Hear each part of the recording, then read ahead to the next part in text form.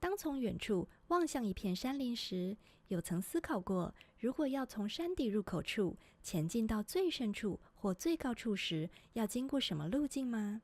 山上的路径，如果从宽度跟利用方式粗浅的区分，可以从最不明显的野兽移动的兽径，人为稍微修整而架设的步道，为了车辆运输所建造的农业用路或林道，为一般交通需求而设立的乡道、县道或国道等等，每种路径都对应着不同的需求及建设成本，而对山坡环境的影响也由道路的窄幅到宽幅由小变大。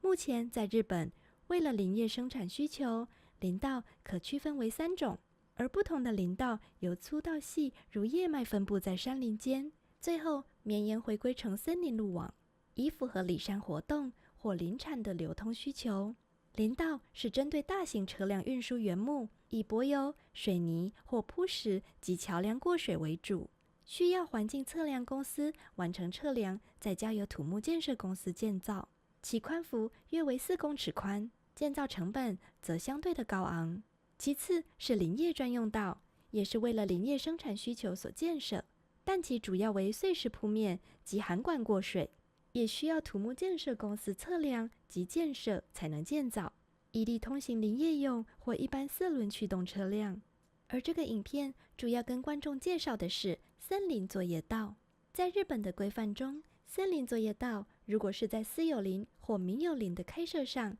可以由林业公司或是自发林业家自行开设即可，满足自我规范或政府给予的开设指南。其特点为较低的山林环境扰动，不容易损坏及符合经济效益等。因人工林的管理整备收入低落，如果要符合经济收益的话，定是以最低成本且堪用的建设目标为主。首先是森林作业道路线的选择，需要在确定预收获区域后，尽可能取得1至5公尺解析度的等高线地图，用以判断哪些位置是危险的区域，如避开易崩塌的水源上游、峭壁或不稳定的堆积地带、斜率太大不易通过的区域等等。以上资讯皆可以由等高线的疏密程度做判断。而作业道为求稳固的关系，通常是由山脊往上爬升，其原因为山脊是地质较稳定的位置，适合画设 S 型爬升弯道，并有转弯处选择适合位置向水平延伸支线，最后再将整体路线规划成回圈一般连接在一起，以减少伐材运输时所需的时间成本，并且在某一段路因故停止通行时，可以由另一边绕入而上抵达目的地。然而，事前有等高线图判断的路径，仅只能作为参考，因为山林现场仍有许多要因需现场近距离调查，才能够判断并做出作业道的路径修正。如说土壤质地状况，是否容许直切面 1.4 公尺高施作，或是降雨后的自然径流汇集处，以及地下浮流水在切面的喷出处在哪些位置，是否需要设置分散式排水或是过水路面的建造，或是植被的分布状况，是否有适当的支撑树在路面的上下坡面上，以稳固作业道的两侧结构。通常林业收获系统会依据机械的种类以及集材距离决定，集材距离就是从林道伸向山坡林地的收获距离。以日本私有林为例，平均坡度30度的山坡，每公顷森林作业道最高密度为300公尺，其作业道的上下间隔低于40公尺，基材距离则小于20公尺。此距离下，只要利用小型挖掘机配合吊挂带即可完成原木的收获，而搭配卷筒拉绳的5吨挖土机，可以增加至50公尺的收获距离。在挖掘作业道时，仅以小型的3吨挖土机开设约 2.5 公尺宽的作业道，其挖掘的上边坡高度约为 1.5 公尺以下，以最小的道路宽幅及最低的环境影响为重点。再者，利用山林既有的资源进行工程建造，如疏伐后的细茎原木、树根、石块、自然生长的阔叶树苗等，则是稳定路面边坡的最佳素材。如有以机械的辅助，用以开设与古代相同的智慧与功法的作业道。目前，日本自发型林业推进协会在推动的就是法师自然的大桥式作业道，或称4万石式作业道。台日在作业道的规范最大差异体现的是排水沟的设计。在建设公有道或是农道、林道时，在台湾的法规上，需要在靠近上坡处的路面边挖掘人工水沟，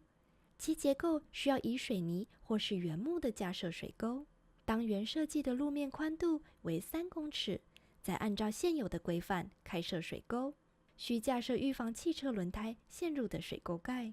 并将水经涵管引流到下坡处的沉沙池等设施，而其建设成本将是近自然工法的10倍以上。日本采取的是较自然的方式，以分散排水并建设小路面土堤，每20公尺的间距以45度斜向下边坡排出水。虽然会在行驶时造成颠簸，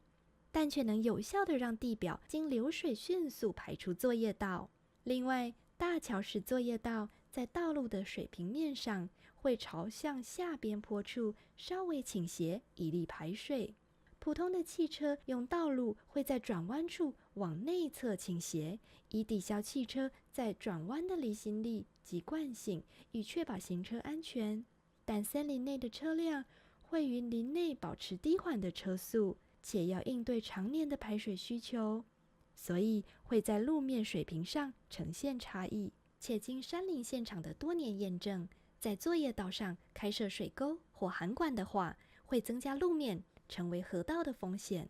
且由于上下边坡没有做灌浆夯实以及去植被的步骤，细碎的沙石以及树枝叶皆会逐渐的填满沟渠。而3公尺宽的作业道是为了通行14吨的卡车，当卡车的重量分散在4个轮子时，其接地压非常的容易将路面损坏。当一下雨又没有良好的排水时，泥泞的自然铺面道路会使运输车辆产生不可预期的危险或困难。当然，较高吨位的轮胎载具可以有效地减低物流的成本，但是考量山坡环境或是道路状况，也可以改为较小吨位的车辆，或是以履带式载具运输。接地压的差异，如果由同样2至6公吨的载具为例，4轮卡车的接地压力为每平方公尺有23万5千至30万4千牛顿的载重压力，而履带式搬运车则是每平方公尺有2万2千至2万7千牛顿的载重压力。可以看出，如果路面状况软烂时，最好还是以履带式搬运车为主，